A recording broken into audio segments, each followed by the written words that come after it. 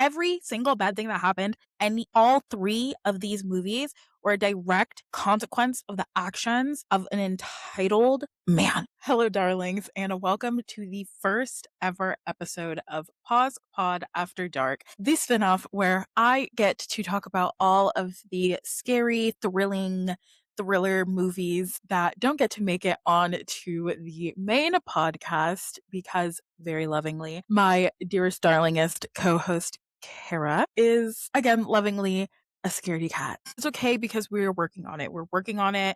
It is a journey that we are going through together.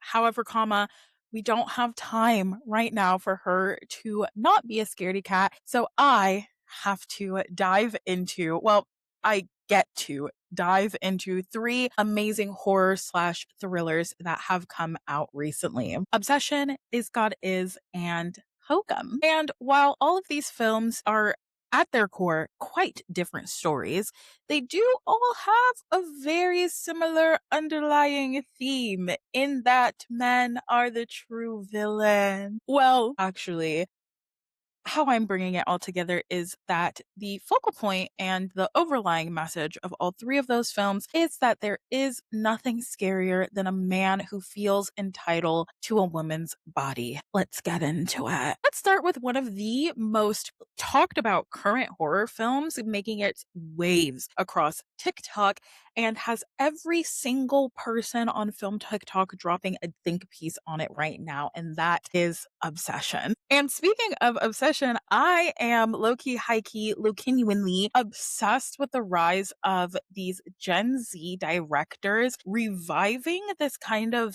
indie micro budget, like really true indie filmmaking. I'm obsessed with it. I'm loving it.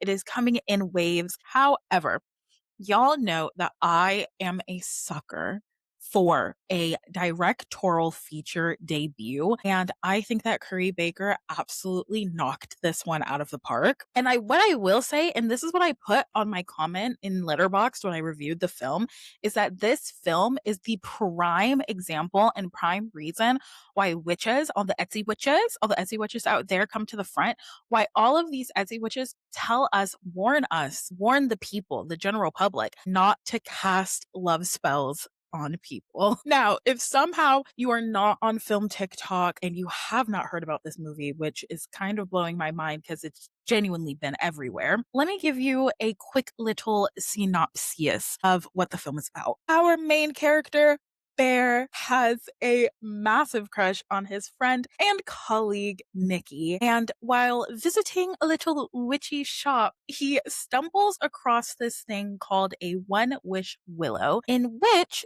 it seems like it's supposed to grant the users one wish. And Bear wishes that Nikki would love him more than anyone in the world. From there, things got a little bit intense. At its core, Obsession deals with themes surrounding the nice guy, like the nice guy in dating and how they perceive women, as well as some deeply disturbing themes about dating culture and men and how men view a woman's personhood and how they view them as a singular autonomous human being. But before we get into the deeper, darker subject matter of the film, I do want to take a moment to talk about how incredibly well made this film is. The cinematography is deeply unsettling and it forces you to be unsettled throughout the entirety of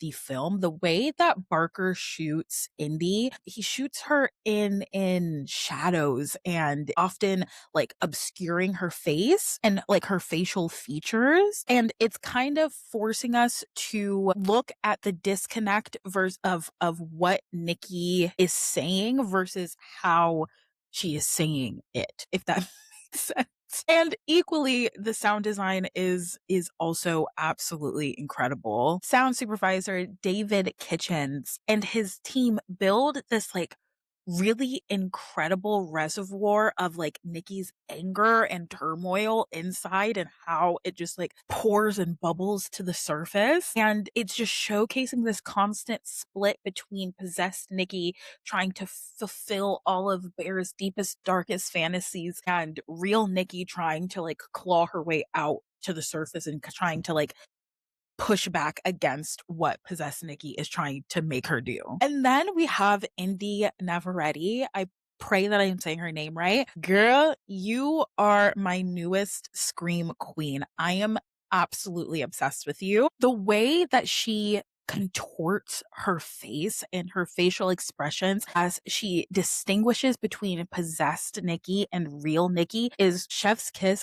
Absolutely phenomenal acting. Even when she is playing the possessed Nikki that is obsessed and in love and enamored with Bear, you can see in her eyes that there's a deadness, like there's an emptiness and a void. And it's just the pain and the turmoil of like real Nikki just screaming in her eyes. It's genuinely incredible the things that she can do with her face. Like the way that Indy portrays Nikki makes us constantly remember that real Nikki is trapped inside of possessed Nikki. And it is just genuinely like, I can't say incredible enough, like genuinely such a brilliant performance. And I think that's part of why the film is so devastating because I think Barker and Indy together force us to not forget like Bear is the root and cause of all of this. And Nikki is in fact inside suffering because of his actions. He is a coward. At his core, Bear is a coward. Bear's a coward, and I don't think that needs explaining. I think that it is not alluded to or brushed over in the film. Like, Bear is a coward and not a good person. Like, he uses the wish instead of confessing his own feelings. Okay. Okay. We've all had like a cowardly moment where we don't want to confess to our crush that we have feelings for them. Okay. And in a moment of weakness, I could see how you could be like, I wish that my crush liked me back. Okay. However, homeboy made the wish, right? They're on a date in the restaurant. He uses the words in his wish, asks her if she loves him more than anyone in the world. She said yes. He realizes that the wish is the reason why she's acting the way that she's acting. He realizes the wish came true. And in knowing that the wish came true, he now knows that Nikki is not acting in the interest and in the like mentality that Nikki normally would act. Like that she's not doing this of her own free will. He continues to do it, sleeps with her, sleeps with her. And let's talk about that because that is genuinely one of the most gut-wrenching scenes in the entire film is that sexual encounter in which you can see, oh my God, it is so I'm sick. I'm sick to my stomach thinking about it. But it is just Nikki laying there and verbally she is like performing an act of like pleasure. Like vocally, she sounds very enthused and very into it, but you can see the real Nikki just in pain and in turmoil and just having to be forced to be inside of this body as she is having sex against her will. Like she is actively being raped in this scene. And we can hear her sound like she's enjoying it only because a bear isn't looking at her and her face doesn't have to perform like she is enjoying it in front of Bear. And it is genuinely, I'm sick thinking about it. Like it is such a gut-wrenching scene. And the thing about it is Barker forces us to sit in that discomfort throughout the entirety of the film. And things, progressively get worse and Nikki starts acting more erratic and she starts genuinely like decaying mentally into this version of the possessed Nikki that she believes Bear wants her to be. And you're watching this girl just lose her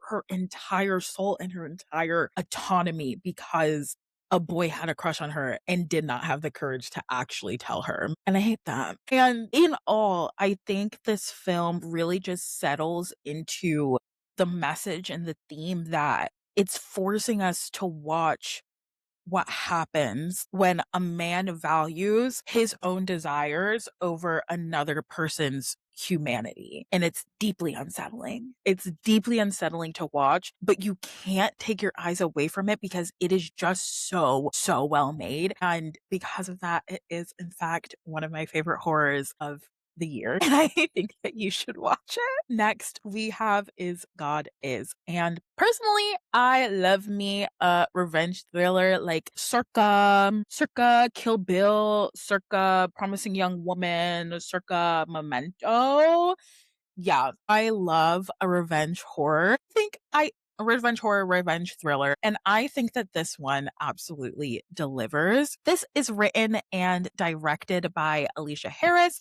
This is her directorial debut, and I'm telling you, the girls and the guys are really killing it with their directorial debuts recently. I have been eating them all up. The film follows twin sisters Anaya and Racine, who are tasked with hunting down and killing their father, who is responsible for burning his family alive, them, and leaving them permanently scarred. Yeah. And like many, many great Black films before us, it deals heavily in themes of generational trauma and cycles of abuse. Now, I feel like this film did a really great job of like begging the question, can you end cycles of violence with more violence? And that is what the hero's journey of this film was. These girls were trying to overcome the trauma and just wronging that was done to them, and this generational curse that was inflicted on them by their father by killing said father. Now, visually, gorgeous film. Gorgeous film. I loved it. It was fun. It was bright. It was colorful. And I think that Harris, as a director, had a really beautiful and like deep understanding of scale in this film. And I don't know if it's because she had a stage background and there's a lot of dimension to work with in a stage production, but you're going from really small and intimate and almost like claustrophobic world that these twins are in, and that they find themselves in, where they're wearing matching clothes and they're like brushing their teeth like shoulder to shoulder and they're communicating telepathically, and then immediately we're taking into this like wide vast like Louisiana landscapes of fields and just endless terrain.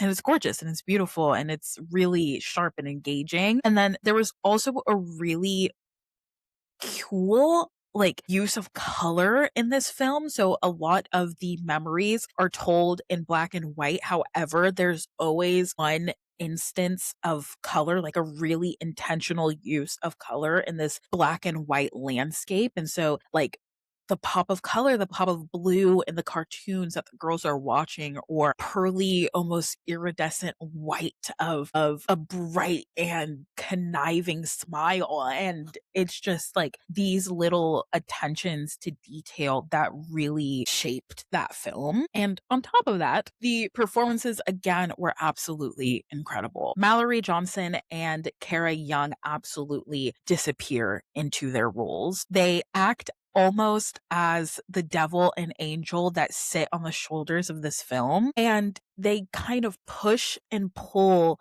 the direction that the film goes in. With Kara as Racine kind of eager and like all too pleased and excited for the bloodshed that transpires throughout the film. And then you have Mallory as Anaya, who is quiet and she's calm and she's the voice of reason, kind of begging and pleading to be heard against the violence that's happening and to kind of quell all of the anger and the fast pacedness of everything that's happening. She's begging us to slow down and to really think about what was going on and what we were doing, throughout the film. And then there's Sterling K. Brown. And let me tell you something. Let me tell you something. The moment that man's mouth appeared on the screen, they tried to hide his face. The moment that man's mouth appeared on the screen, I knew it was him. Y'all cannot hide him from me. Y'all cannot hide him from me. And this was the first time I saw Sterling K. Brown in an evil role. And like he plays evil so well. Like he has this calmness and like sort of easy manipulation that just like fills you with dread and sends a shiver down your spine, and it is just so well done. Also, the film is just funny as hell. Like these women are not trained mercenaries, they're not trained assassins. They're kind of bumbling through this assassination attempt or this like murder plot. They're like arguing over what's the best way to kill him. If it's like stoning him, like we're in the Bible, or if it's like poison, just to make it quick and easy. And I think that humor keeps the film from being like emotionally draining because the humor is a buffer that kind of distracts you, not really distracts you, but kind of like is like a balm that like soothes over what is at its core a very dark and a very traumatic film, and that touches on very dark and traumatic themes. And I think that also plays into what I think the film did best, which is highlighting the ways that like narcissistic and abusive men are protected and even sometimes uplifted in the Black community without actually showcasing or glorifying Black suffering on the screen. We don't actually see a lot of the domestic abuse that takes place in the film or that led to all of these events transpiring. And I really liked that. I think there are so many films that do glorify and like heavily showcase Black suffering on the screen. They didn't put it on display, but we did know that it happened. And I do think a lot of people were upset by the ending. However, I did low key predict that that was going to happen. Major spoiler ahead. So, like, if you don't want to be spoiled on this film, please skip. I can't even tell you how long. Just skip a little. But I knew from the beginning that both sisters were not making it out of this film alive. They were not making it out of this film alive. Both of them. Both of them were not making it out of this film alive, I fear. And I knew it was going to be the more violent of the two sisters because I think the entire point of the film, as I mentioned was before, was to end this cycle of violence. And even though the dad dies in the end of the film, I don't think that Racine would have truly found peace after that. I think she would have remained a little angry because the damage had already been done. The father being dead wouldn't have subtracted or taken away from the years of like mistreatment and abuse that the world threw at them. That really was what made her angry. And it wouldn't change the way that the world viewed them moving forward. And in my opinion, the cycle had to end somewhere. That violence had to cease to exist from their bloodline. And therefore, it also had to end with her. All in all, I thought this was an incredible thriller. It kept me on the edge of my seat. It was very entertaining. There were moments that I laughed out loud. I felt the suspense. My chest hurt. And I thought it offered really great commentary on generational trauma and the really difficult process of killing your demons and ending those cycles of abuse and trauma. Last but definitely not least, Hokum. First of all, I need everybody like Adam Scott in this Adam Scott in this film acted as if every single like supernatural like encounter that he had was a minor inconvenience. Like things were happening to him that I would have been like, you know what, let me pack up my bags, let me go, let me dip. I'm not really feeling the vibe that's happening right now. And he responded with the same energy of somebody who found out that their flight was delayed 30 minutes. Like it wasn't giving like I could die. I think I'm gonna die in this house. It really never gave that. It really never gave that. Now, that said, I do feel like that is low key true to the character that he was playing. The film follows a reclusive, read as asshole author who goes to this like quaint little hotel in the Irish countryside that his parents stayed for their honeymoon to spread his parents' ashes. And then he gets wrapped up in a haunting slash some folklore witch situation that's going on in the hotel. Yes. Now, this film felt very textbook horror, non-derogatory, quite complimentary. Because sometimes I feel like modern or new horror films are trying to do too much. I feel like sometimes we try to do too much. And I think sometimes we forget why horror works or what really works in a horror. And sometimes we need to go back to the basics. And the basics being a little haunted house, in this case, a haunted hotel room, and a little witch. And some well done jump scares. I think people have gotten really snobby about some jump scares. And ain't like that is a key part of some really great horror films, to be completely honest. I think, yeah, people have gotten really snobby. They're like, it's a cheap shot. I'm a fan of the jump scare if it's done correctly and if it feels earned. And I do think that the jump scares in Hokum were earned. It was creepy. It was eerie. The way that it was shot was mainly from Adam Scott's character's perspective. So we were experiencing everything that he was experiencing. So we sat in that unease and that tension and the things moving in the shadows, and you're like, what the hell? What is that? You're looking, you're lurking, you're like, what is going on? I think that's why it worked. It was textbook but complimentary. It worked. It just worked. I felt unease. I felt scared. I was scared. I was in that theater and I was scared. I was gripping my seat. I was scared. Now, where the film lost me is that all in all, I don't think that there was really a good use of Irish folklore in this film. We learned absolutely nothing about the witch that was haunting the hotel. We learned very little about the Irish folklore and this witch, other than you got to draw a circle with chalk, which, by the way, he was taking hella long to draw them circles. Real long to draw them circles. Now, anyways, I fear that we could have taken this story and moved it really anywhere and it would have remained the same. And I'm thinking to myself, why did we take us all the way to Ireland if we weren't really going to use Irish folklore and if it wasn't going to be a pivotal part of the film? And in the plot, it bothered me. I fear that bothered me. Yeah. The premise said that we were getting wrapped up in Irish folklore and we really weren't that wrapped up. We really were not that wrapped up. It could have taken place anywhere and it would have remained the same story. They did not. I just think there was so much potential to use it in a more substantial way and we just didn't. And that's where it lost me.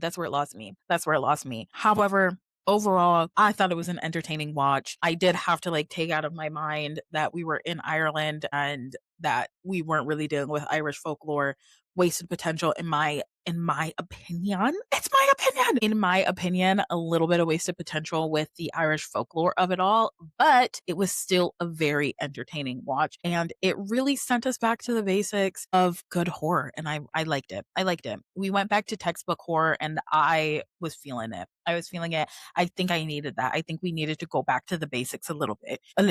Yes. Now, circling back after all of my reviews on these films prove that there is nothing scarier than a man who feels entitled to a woman's body and autonomy. An obsession. Bear was friends with Nikki. And even when he called the helpline, being like, hey, I think I messed up my spell. He knew he did something wrong. He said, hey, I messed up. Homeboy on the other line was like, oh, do you want to cancel your spell? He said, no, I just want to alter it. Oh?